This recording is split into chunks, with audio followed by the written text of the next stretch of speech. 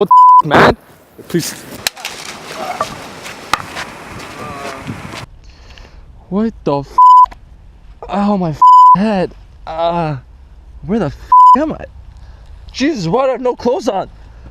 It's so cold. What the I'm in the middle of nowhere. There's no clothes. Freezing and shivering. It's so cold. Why do I have to get kidnapped? I'm out here. Another episode of Man vs. UTSC Valley. Oh, it's so cold. Oh, thank God my shirt. Oh, God, if it wasn't for shivering, I'd probably be dead right now. Good thing I found my shirt. Where the rest of my clothes? As you can see in the footage, I shivered in the cold. This is a characteristic of homeothermy, meaning I'm an organism that uses my metabolic activity to maintain my body temperature. Shivering is the twitching of muscles in my body. This uses energy, also known as ATP, to move the muscles against each other and the process of cellular respiration to produce heat in order to keep my body warm. Shivering is uncontrollable, therefore it is not a behavioral method of thermoregulation. Another homeothermic method that is less noticeable to the naked eye is the creating of heat through the use of uncoupling proteins in our mitochondria. But first, we must take a look at cellular respiration. During cellular respiration, an electrochemical gradient is created with H+ protons in the mitochondrial membrane. The energy from this gradient is stored in ATP bonds through oxidative phosphorylation. Very close to this, there are uncoupling proteins that use the same H+ electrochemical gradient to produce heat. These proteins are found in higher concentrations in brown fat. Interesting to note, infants have more brown fat than adults. This is because infants cannot use the same behavioral methods that adults use in order to thermoregulate their body because they are too weak. So they must use the uncoupling proteins more than adults do. Oh, I don't know where my clothes are. It's so cold. God damn, I'm shivering so much. Oh, is that my jacket? That's my jacket! Oh my God. Where's the rest of my clothes? I could have been at the gym, working out, looking at cute girls doing squats.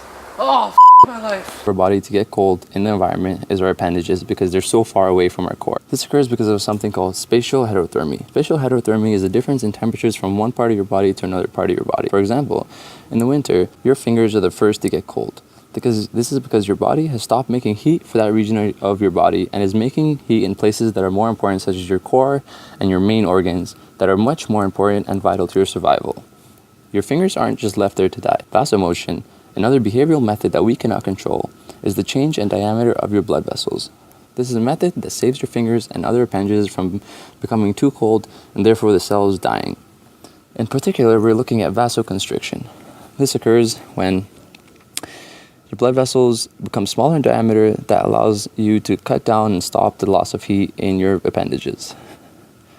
As the warm blood that is coming from your core to your appendages passes by the colder blood that is leaving your appendages, there's a small transfer of heat between these two, and this keeps your appendages warm enough that your cells are not dying and able to survive through very harsh conditions. Vasoconstriction allows for neighboring blood vessels to be warmed up as well. The blood returning from your fingers gets warmed up as it returns to the heart. All in all, the whole point of this is to prevent the cooling of your body core temperature, and your arm is kept warm in the same process. Man, if only I was at the gym, then I could.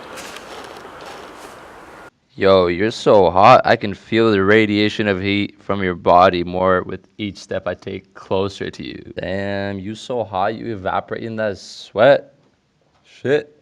Look how much heat your body's giving off. Why do people sweat when we're too hot?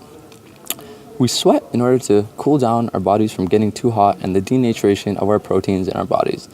The heat from our bodies evaporates the liquid sweat that is released onto our skin and changes that liquid sweat into gas. Evaporation is the process of changing physical properties of substances.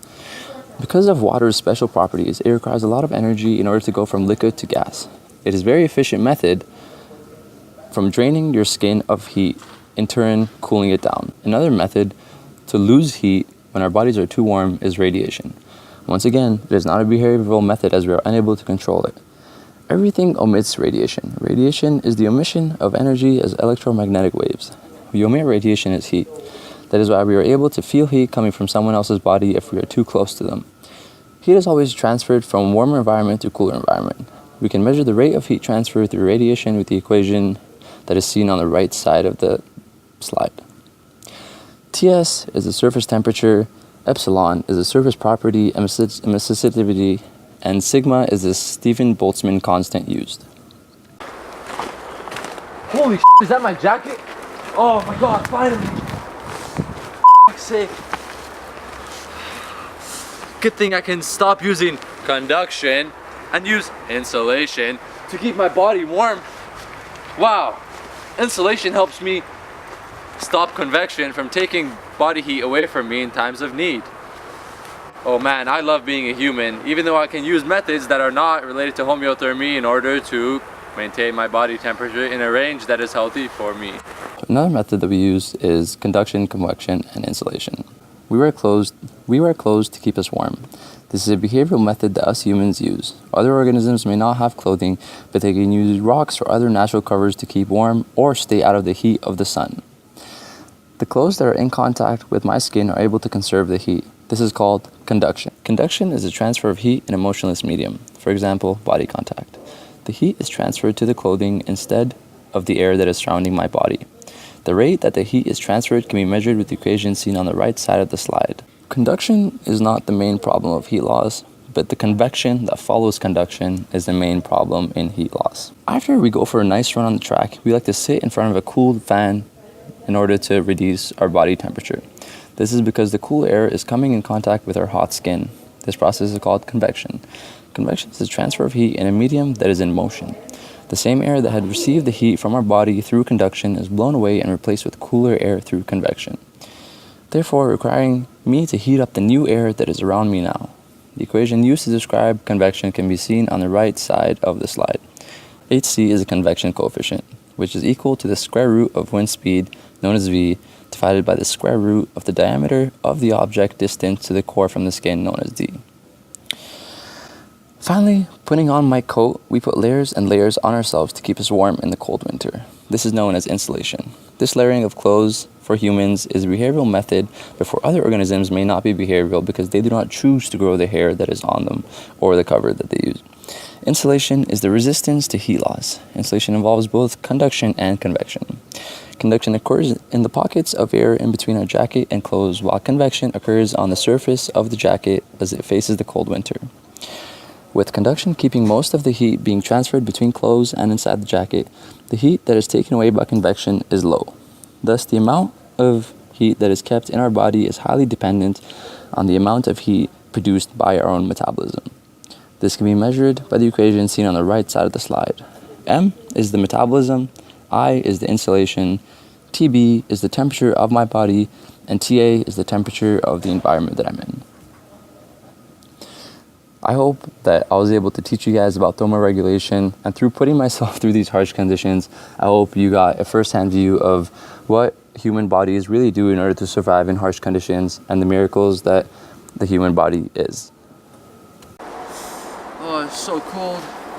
Where the hell are my pants? Jesus, I'm losing so much heat through my legs. What the hell's that noise? Is that another person?